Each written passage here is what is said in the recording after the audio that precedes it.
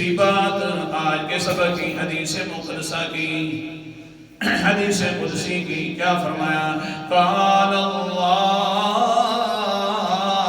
لو ان اولکم وآخرکم وحیکم ومیتکم ورطبکم ویابسکم اجتمعوا فی سعید واحد فسأل كل إنسان منكم ما غلبت أمنيته فآتيت كل إنسان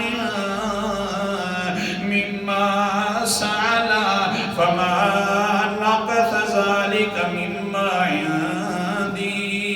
اللہ تعالیٰ فرماتے ہیں لوگوں تم سارے ایک میدان کے اندر اکٹھے ہو جاؤ، پچھلے اول آخر اور نوجوان اور بوڑھے سارے اکٹھے ہو جاؤ، زندہ مردہ اکٹھے ہو جاؤ، ایک میدان میں اکٹھے ہو کر مجھ سے مانگنا شروع کر دو تو میں ہر کسی کی بات کو سننے والا بھی میں ہوں۔ اتنا مانگو، ہر کسی کی اپنی الگ ہو مانگ تو پھر سن لو میں ہر کسی کو عطا کرنے والا بھی میں ہوں۔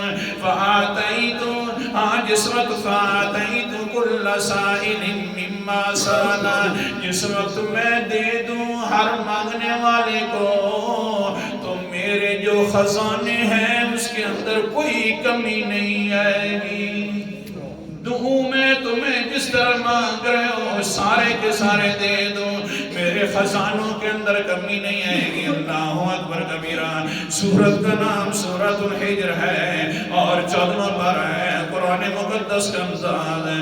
اللہ تعالیٰ فرماتے ہیں وَإِن مِّن شَيْءٍ إِلَّا عِندَنَا خَزَائِنُهُ، ساری کی ساری چیزوں کے خزانے صرف اللہ کے پاس موجود ہیں۔